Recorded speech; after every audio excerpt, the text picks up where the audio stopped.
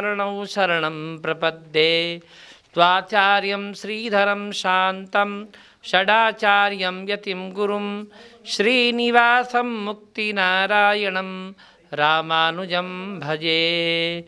ज्ञानानन्दमयं देवं निर्मलं स्फटिकाकृतिम् आधारं सर्वविद्यानां हयग्रीवमुपास्महे। नारायणं नमस्कृत्य नरं चैव नरोत्तमं देवीं सरस्वतीं व्यासं ततो जयमुदीरयेत्। बोल वृंदावन बिहारी लाल की जय। अखिल कोटि ब्रह्मांड नायक परब्रह्म परमात्मा भगवान श्रीमन्नारायण श्री कृष्णचंद्र जी महाराज की असीम अनुकंपा से आज 8वें दिन श्रीमद् भगवत गीता का परिशीलन कर रहे हैं। श्रीमद् भगवत गीता मोक्ष शास्त्र है। हमने कल तक भगवान के मुखारविंद से इंद्रियों का नियमन करके अनासक्त भाव से प्रभु पर समर्पित होकर के किसी फल की कामना न करके योग परिपूर्ण होकर के भगवत ध्यान भगवत चिंतन करते हुए शरीर त्यागने से उसकी मुक्ति हो जाती है। इस तरह की बात हमने यहाँ सुनी।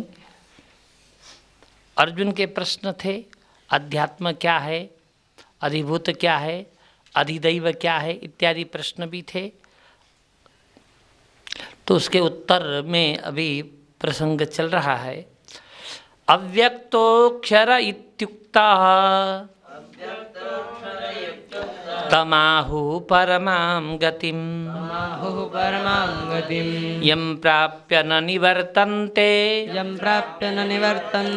तद्धाम परमं मम।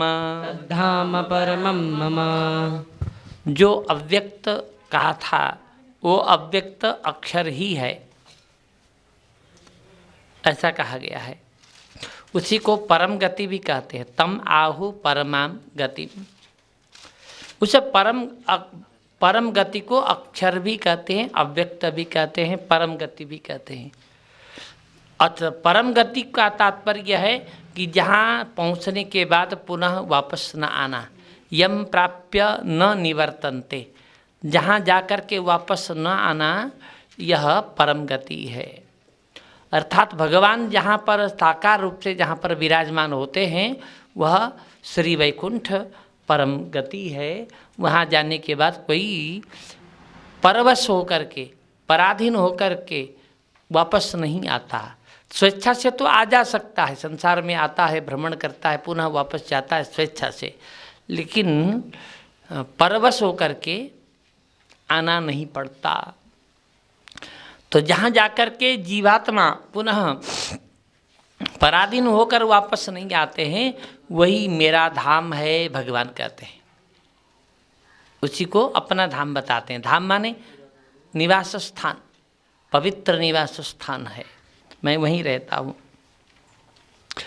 तो उसकी प्राप्ति कैसे होगी, उस परम धाम की प्राप्ति कैसे होगी, हम भी प्राप्त करना चाहते हैं।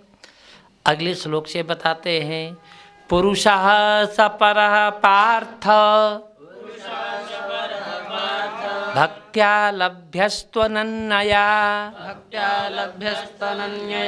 यस्यान्तस्थानि भूतानि येन सर्वमिदं ततं। बीच में पार्थ शब्द है अर्जुन के लिए संबोधन। हे पृथापुत्र अर्जुन,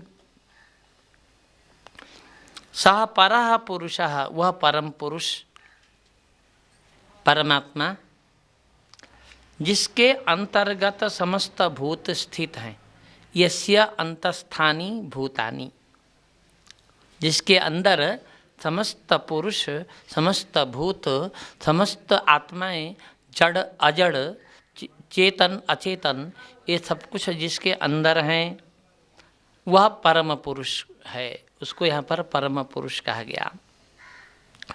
वह येन सर्वमिदं ततं, येन मन जिस परम पुरुष के द्वारा, इदम यह सारा चेतनात्मक, चेतन और अचेतन से युक्त जगत ततम माने व्याप्त है। ततम माने व्याप्त। ये न जिस परब्रह्म परमात्मा पुरुषोत्तम परम पुरुष से यह जगत व्याप्त है, वह परमात्मा अनन्यया भक्त्या लभ्य।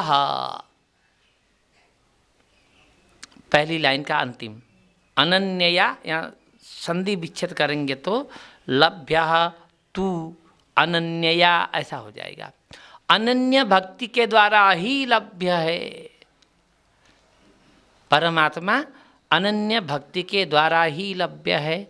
हाँ, और से भी लभ्य है, कर्म योग ज्ञान योग से भी लभ्य है, लेकिन कर्म योग और ज्ञान योग से प्राप्त करना बहुत कठिन है, इसलिए भक्ति से लभ्य कहा गया। भक्ति से प्राप्त करना परमात्मा आसानी से प्राप्त किए जा सकते हैं। अर्थात परमात्मा को प्राप्त करने का उपाय केवल भक्ति है। आगे भक्ति का स्वरूप भी बताएंगे, भक्त कैसा होता है ये भी बताएंगे। भक्ति की परिभाषा बताई गई, तैलधारावत अविच्छिन्ना स्मृति रूपा भक्ति। तेल की धारा, किसी बोतल से तेल की धारा यूँ नीचे गिराएं, नीचे गिराने पर वो धारा नीचे तक आती है ऊपर से, लेकिन बीच में कहीं भी टूटती नहीं, महीन होके आती है। पानी की धारा महीन हो गई ऊपर से तो टूट जाती है, लेकिन तेल की धारा बिल्कुल नहीं टूटती। जो नहीं टूटती उसको अविच्छिन्न कहते हैं, जो टूट जाती है उसको विच्छिन्न कहते हैं। तो तैल धारा की तरह निरंतर चिंतन, खाते बैठते उठते सोते काम करते मैं केवल उसी का हूँ, उसी की सेवा कर रहा हूँ, उसी का कैंकर्य कर रहा हूँ, इस तरह से चिंतन करना, इसी को भक्ति कहते हैं। तो मैं वह भक्ति से प्राप्त हूँ। तो भक्ति भी सामान्य रूप की नहीं, अनन्यया शब्द है। अनन्या भक्ति के द्वारा, अनन्या भक्ति के माने आज मेरी भक्ति कर रहे हो, तुम्हें व माता च पिता तुम्हें व, कल दूसरे देवता के पास जा करके वहाँ पर भी तुम्हें व माता च पिता तुम्हें व बोलते हो, सबको गाते हो, तुम ही मेरी गति हो। तो इस तरह से नहीं, अनन्य भक्ति। अनन्य भक्ति बने केवल एक की भक्ति। कल एक भक्ति शब्द का प्रयोग हुआ था, एक भक्ति ही विशिष्यते, केवल एक परमात्मा की ही भक्ति करनी है, और देवताओं की भक्ति नहीं करनी है, उनका सम्मान करना है।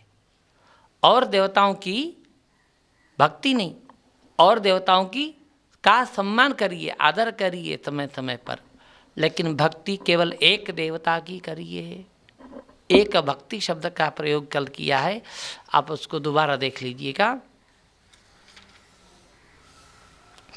अब 23वें श्लोक में कहते हैं, जिस समय इस संसार से यात्रा करने वाले अनावृत्ति और आवृत्ति को प्राप्त होते हैं। अनावृत्ति माने वापस न आना, और आवृत्ति माने वापस आ जाना।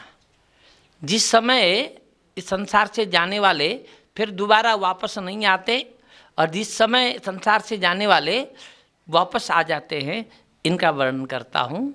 अगले श्लोक से बोलते हैं, यत्र काले त्वनावृत्ति मा वृत्तिं चैव योगिनः प्रयाता यान्ति तं कालम् वक्ष्यामि भरतर्षभ। भरतर्षभ संबोधन है। हे भरत श्रेष्ठ अर्जुन, यत्र काले जिस समय और जिस मार्ग से गए हुए, प्रयाता गए हुए, अनावृत्तिम आवृत्तिम च, योगियों की आवृत्ति और अनावृत्ति होती है, उस काल को मैं तुम्हें बताता हूँ। मैंने कब संसार छोड़ करके जाने से अनावृत्ति होती है, कब आवृत्ति होती है, इस विषय में मैं चर्चा करता हूँ, मैं तुम्हें समझाता हूँ, ध्यान दे करके सुनो। वक्ष्यामि माने बताऊंगा, आगे उस काल को बताऊंगा। ध्यान रखिएगा, यहाँ पर काल की बात है।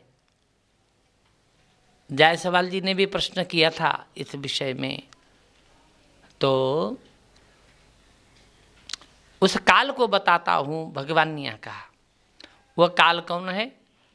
अग्निर्ज्योतिरः शुक्लः ज्योतिरः शुक्लः षण्मासा उत्तरायणम् षण्मासा उत्तरायणम् तत्र प्रयाता गच्छन्ति तत्र प्रयाता गच्छन्ति ब्रह्म ब्रह्मविदो जनाः। ब्रह्म ब्रह्मविदो जनाः। ब्रह्मविद, ब्रह्मविद माने ब्रह्म को जानने वाले, ब्रह्मवेत्ता, ब्रह्मज्ञानी। अग्नि ज्योति अह, अग्नि माने अग्नि, ज्योति, और अह माने दिन, शुक्ल माने शुक्ल पक्ष, षण्मासा उत्तरायणम, 6 महीने के उत्तरायण। 2 अयन होते हैं, उत्तरायण और दक्षिणायन। माघ संक्रांति से लेकर के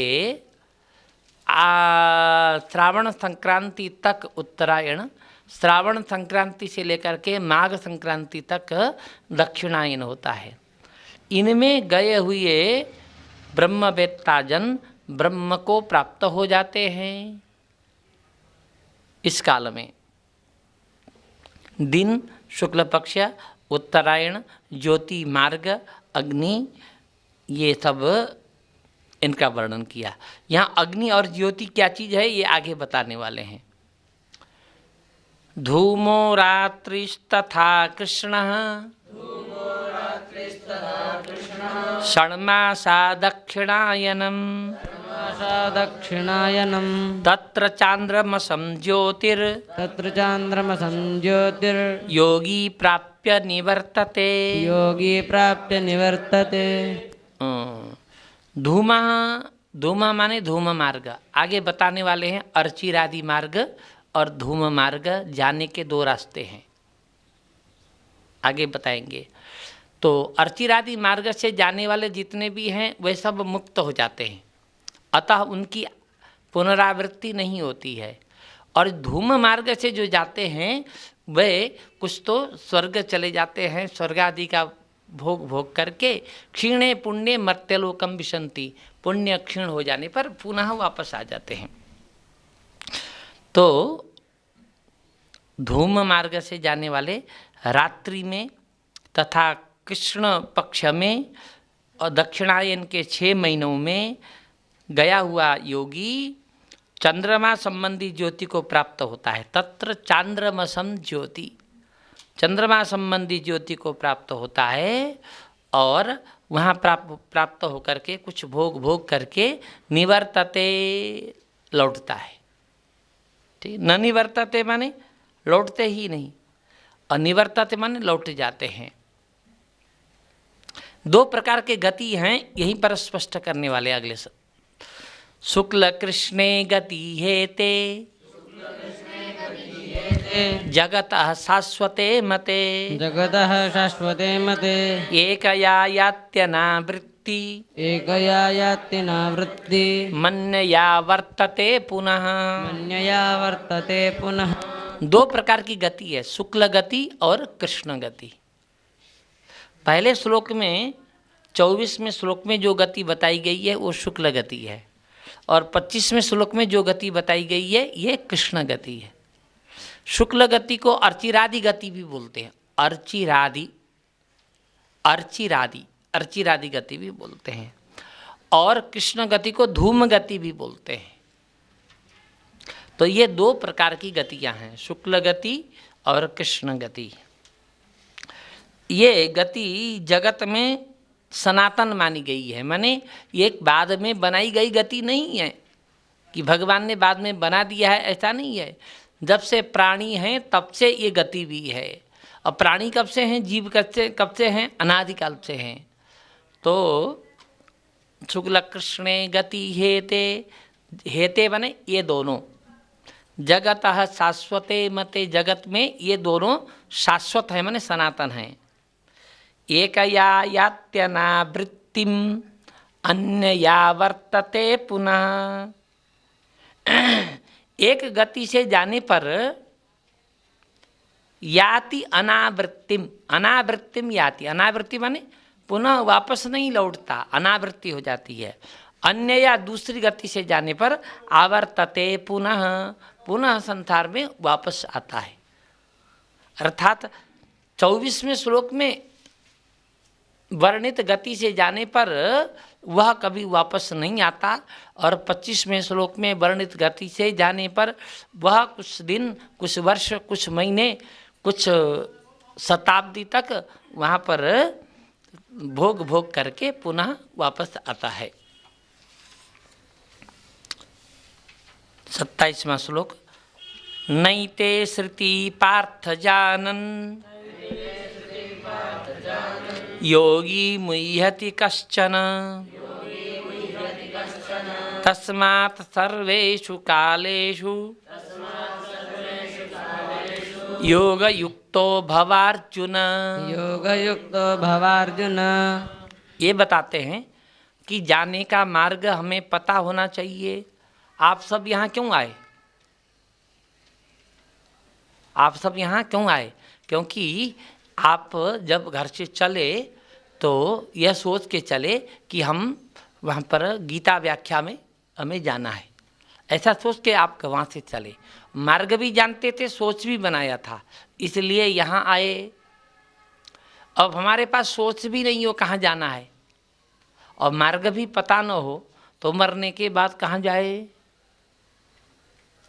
मरने के बाद जाने का रास्ता पता होना चाहिए। रास्ता पता होने पर हमारी सोच उस तरह की बन जाती है और सोच वासना में बदल जाती है, एक प्रकार की वासना। तो उसी तरह उसकी आत्मा परिवर्तित होती है, उसी मार्ग से चलना होता है। इस श्लोक में बोलते हैं पार्थ, हे पृथापुत्र अर्जुन, इन दोनों मार्गों को जानने वाला कोई भी योगी मोह को प्राप्त नहीं होता। ये ते श्रुति, श्रुति माने मार्ग, इन दोनों मार्गों को जानता हुआ योगी व्यक्ति कश्चन न मोहति, कोई भी मोहित नहीं होता। नहीं होता माने मोह होना माने रास्ता कौन भटक जाना, ये रास्ता है कि ये रास्ता है कि ये रास्ता है, रास्ता भटक जाता है, मार्ग भटक जाता है, मार्ग भ्रष्ट हो जाता है, निर्णय नहीं कर पाना, यही मोह है। तो योगी को ये रास्ते, इन रास्तों का पता होना चाहिए और निरंतर योग से युक्त भी होना चाहिए। योगी कभी मोहित नहीं होता कहने से योगी हमेशा बने रहो, थोड़ी देर योग में रहो, उसके बाद संसारी बनो, तो संसारी बनी अवस्था में तुम मर गए तो इसलिए तुम हमेशा योगी बने रहो। योगी का तात्पर्य कौन? योग में निरत है, उसको योगी कहते हैं। योग की बहुत परिभाषाएं बताई गई है, तो तुम हमेशा योग की स्थिति में ही अवस्थित रहो। कोई बहुत बड़े पद पर रहता है, प्रधानमंत्री पद पर रहता है, तो उसको 24 घंटा प्रधानमंत्री पद में बने रहना होता है। ऐसा नहीं कि कुर्सी में जाकर के बैठा हुआ है तब तक प्रधानमंत्री, और घर आ गया, अपने आवास में आ गया, कपड़े उपड़े उतार दिए और अपने बच्चों के साथ में न प्रधानमंत्री। ऐसा नहीं होता। जब तक तुम प्रधानमंत्री हो हमेशा प्रधानमंत्री बने रहो, तभी तो वो घर में भी, अपने आवास में भी, क्वार्टर में भी, बंगले में भी सरकारी फैसले ले सकता है। यदि प्रधानमंत्री कार्यालय में रहे तभी प्रधानमंत्री ऐसा माना जाए, तो रात में अपने क्वार्टर पर रहता है, कोई रात में निर्णय लेना पड़े तो नहीं ले सकेगा। जिस तरह से कोई मंत्री हमेशा वो मंत्री बना रहता है जब तक है, ठीक उसी तरह तुम भी जब तक जीवन है तब तक योग की स्थिति में ही बरतो, योग में ही रहो हर काल में। सर्वेषु कालेषु योग युक्तो भव अर्जुन, सब काल में, हर अवस्था में तुम अपने को योग में रखो, योग की स्थिति में रखो। अंतिम श्लोक, वेदेषु यज्ञेषु तपस्सु चैव वेदेषु यज्ञेषु तपस्सु चैव दानेषु यत् पुण्यफलं प्रदिष्टम् दानेषु यत् पुण्यफलं प्रदिष्टम् अत्येति तत्सर्वमिदं विदित्वा अत्येति तत्सर्वमिदं विदित्वा योगी परं स्थानमुपैति चाद्यम्। योगी परं स्थानमुपैति चाद्यम्। योगी को एक पैसा खर्च किए बिना क्या क्या फल मिलता है वो बता रहे हैं। हम लोग योगी किसको मानते हैं? जो घर छोड़ के चला गया है, जो जंगलों में रहता है, आश्रमों में रहता है, उसको योगी कहते हैं। गीता ने ऐसा कहीं भी नहीं कहा है। तुम गृहस्थ में रहते हुए, परिवारों के साथ में रहते हुए, तुम परिवार के साथ भी अनासक्त भाव से रह सकते हो। परिवार के प्रति जो कर्तव्य है उसको निभा दो, लेकिन आसक्ति मत रखो। बेटा जब तक आएगा नहीं तो मैं खाऊंगा नहीं, सोऊंगा नहीं। बेटा बहुत दूर गया, उसको आने में जाम लग गया, 2-3 घंटे और लगेंगे, तो बेटा आएगा तभी खाऊंगा, नहीं तो खाऊंगा ही नहीं, सोऊंगा ही नहीं। बेटा आएगा तभी पूजा करूंगा, है ना? वो आएगा, अपने समय से आएगा। हाँ, उसके प्रति जो कर्तव्य करना है बेटे के प्रति, वो कर्तव्य तुम करो, लेकिन आसक्ति मत रखो। बेटा आपसे एंटी हो जाए, विरोधी हो जाए, तो भी चिंता मत करो। यह सोचो मैंने अपने बेटे के लिए जो कर्तव्य करना है कर दिया है और करता रहूँगा, लेकिन उसका फर्ज है वो क्या करे हमारे साथ, है ना? तब कोई दुख नहीं। तो योगी अपने घर में अनासक्त भाव से रह कर के कर्म करे, कर्तव्य कर्मों को करे, फल की आकांक्षा रखे बिना कर्तव्य समझ करके करे। ऐसा योगी क्या क्या प्राप्त कर सकता है? वेदों में, यज्ञों में, तपस्या में, दान में जो पुण्य का फल बताया गया है, वेदेषु यज्ञेषु तपस्सु चैव दानेषु यत् पुण्यफलम प्रतिष्ठम, जो पुण्य फल बताया गया है,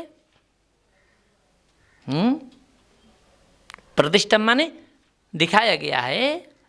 योगी कौन योगी? भगवान के महात्म्य को जानने वाला, संसार में अनासक्त रहने वाला, गृहस्थ में रहे चाहे संन्यास में रहे, किसी भी अवस्था में रहे, लेकिन अनासक्त भाव से कर्मयोग करने वाला व्यक्ति तत्सर्वम इदम विदित्वा, भगवान के महात्म्य को जान करके उन सभी फलों को लांघ लेता है। लांघ लेता है माने वेद अध्ययन करने का जो फल है उससे भी ऊंचा हो जाता है, यज्ञ करने का जो फल है उससे भी ऊंचा हो जाता है। यहाँ अत्येति शब्द है, अत्येति माने लांघना, अतिक्रमण करना और आगे जाना, उससे उत्कृष्ट फल प्राप्त करना। अर्थात जो फल वेदाध्ययन करके नहीं मिलता वह फल योगी बन करके और उस परमात्मा को जान करके मिलता है। अत्येति तत्सर्वमिदं विदित्वा। अच्छा, क्या फल मिलता है? योगी, उस योगी को क्या फल मिलता है? परम आद्यम स्थानम उपैति, परम आदि स्थान को प्राप्त करता है। परम आदि स्थान, सर्वश्रेष्ठ आदि स्थान है कौन? वही परम पद, वैकुंठ। कोई उसको वैकुंठ कहते हैं, कोई साकेत कहते हैं, कोई गोलोक कहते हैं। उस परम धाम को प्राप्त कर लेता है। केवल वेद पढ़ने से परम धाम नहीं मिलने वाला, केवल यज्ञ करने से परम धाम नहीं मिलने वाला, केवल तपस्या से परम धाम नहीं मिलने वाला, केवल दान देने से परम धाम नहीं मिलने वाला, किंतु योगी बन करके परमात्मा को जानने से तत्सर्वम इदम विदित्वा अत्येति तदनंतरम परम आद्यम स्थानम उपैति, परम आद्य स्थान को प्राप्त कर लेता है। इतना बड़ा श्रेष्ठ फल मिलता है योगी बनने का। कोई खर्चा नहीं योगी बनने में, 1 रुपये खर्चा करना पड़े ऐसा नहीं। केवल चिंतन बदलने की जरूरत है, आसक्ति को बदलने की जरूरत है। अनासक्त होकर के कर्तव्य कर्मों को करे और जो भी कर्म करे उसको भगवत समर्पण करे। भगवत समर्पण का मतलब कर्म करके प्रभु ये ले लो, कर्म करके प्रभु ये ले लो, ऐसा नहीं। ये जो भी कर रहा हूँ यह परमात्मा की सेवा ही कर रहा हूँ, इस तरह से भाव बना ले। इतने में उन कर्मों के करने से जो पाप भी लगे ना, वह पाप इसको छू नहीं सकते, क्योंकि वह अपने लिए नहीं कर रहा है, बीच में भगवान को खड़ा कर रखा है, भगवान के लिए कर रहा है सब कुछ, इसलिए उस पाप का भागी भी नहीं बनेगा। और उधर भगवान ने संकल्प कर लिया है कि जो इस तरह से कर्मयोगी, ज्ञान योगी, भक्ति योगी होता है, मैं उसके संचित कर्मों का खाता जो है उसको फाड़ दूंगा, और प्रारब्ध कर्म तो भाई तुमको भोगना पड़ेगा। तुम प्रारब्ध भोगने के लिए तैयार हो जाओ और मैं संचित खाता को फाड़ने को तैयार हूँ, भगवान की शर्त है। इस तरह से योगी की गति बताई गई, इसको अक्षर ब्रह्म योग कहते हैं। ओम तत्सदिति श्रीमद्भगवद्गीतासूपनिषत्सु ब्रह्म विद्यायां योगशास्त्रे श्रीकृष्णार्जुन संवादे अक्षर ब्रह्म योगो नाम अष्टमोऽध्यायः। नवमे योग में अब राज विद्या राजगुह्य योग बताते हैं। राज विद्या और राजगुह्य। राज विद्या माने विद्याओं में राजा, विद्या माने ज्ञान, तो ज्ञान में श्रेष्ठ ज्ञान राज विद्या का अर्थ हुआ। और राजगुह्य का क्या अर्थ हुआ? गुह्य माने गोपनीय, जो महत्वपूर्ण विषय है उसको गोपनीय रखना चाहिए, सबको नहीं बांटना चाहिए। किसको बांटना चाहिए? जो उसका योग्य हो उसी को बांटना चाहिए, अन्यथा अयोग्य को बांटने पर उस वस्तु का दुरुपयोग होगा, अयोग्य व्यक्तियों के हाथ में सत्ता जाने पर भ्रष्टाचार बहुत होगा। तो योग्य व्यक्ति के हाथ में विद्या जानी चाहिए, योग्य व्यक्ति के हाथ में सत्ता जानी चाहिए। हर जगह योग्यता का कदर किया जाता है, तो अयोग्य व्यक्तियों में न चला जाए, इसलिए विद्याओं को भी गोपनीय रखा जाता है। तो उसको गोपनीय रखना माने योग्य व्यक्ति को तो तुम देना, किंतु अयोग्य को मत देना। अब राज विद्या और राजगुह्य योग, राज विद्या योग और राजगुह्य योग भगवान आगे बता रहे हैं। श्री भगवान उवाच इदं तु ते गुह्यतमं प्रवक्ष्याम्यनसूयवे ज्ञानं विज्ञानसहितं यज्ज्ञात्वा मोक्ष्यसे शुभात्। हे अर्जुन, अब मैं तुमको असूया रहित, अर्थात तुम में असूया नहीं है। असूया माने ईर्ष्या नहीं है, भेदभाव नहीं है, दोष दृष्टि नहीं है, इसलिए अनसूयवे, तुम अनसूयु को, अनसूयु माने ईर्ष्या भाव राग द्वेष न रखने वाले को, गुह्यतमम इदम प्रवक्ष्यामि, अत्यंत गोपनीय ज्ञान मैं दे रहा हूँ, बताऊंगा। कैसा ज्ञान? विज्ञान सहितम ज्ञानम, विज्ञान सहित ज्ञान दूंगा। यद ज्ञात्वा, जिसको जानने के बाद, अशुभात मोक्ष से, तुम समस्त अशुभों से मुक्त हो जाओगे, ऐसा तुमको ज्ञान बताऊंगा। अर्थात ज्ञान राजा बताऊंगा, राज विद्या बताऊंगा, वो विज्ञान के साथ में होगा, वह तुमको बताऊंगा, उससे तुम्हारी मुक्ति हो जाएगी। समस्त अशुभ, संसार में बार बार आना जाना भी अशुभ ही है। हम पुत्र जन्म में बहुत प्रसन्न क्यों ना हो, बहुत शुभ कर्म क्यों ना मनाएं, लेकिन एक व्यक्ति, एक जीवात्मा फिर संसारी बन रहा है।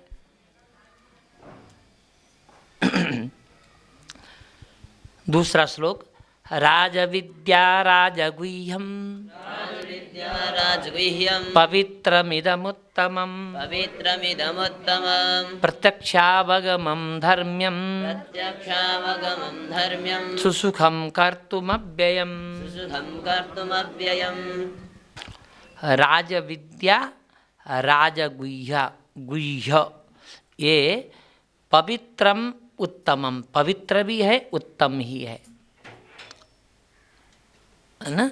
और प्रत्यक्षावगमम, प्रत्यक्ष होने वाला विषय भी है। धर्म्यम, धर्ममय है। कर्तुम सुसुखम, करने में सरल है, माने अनुष्ठान करने में, माने राजा विद्या भी राजगुह्य भी दोनों पवित्र हैं, दोनों उत्तम हैं, दोनों प्रत्यक्ष हैं, दोनों धर्म से परिपूर्ण हैं और करने में सरल हैं। और उसको करने के बाद जो फल है वो अव्यय है। अव्यय माने अविनाशी है। ठीक है, वह मैं तुमको बताता हूं।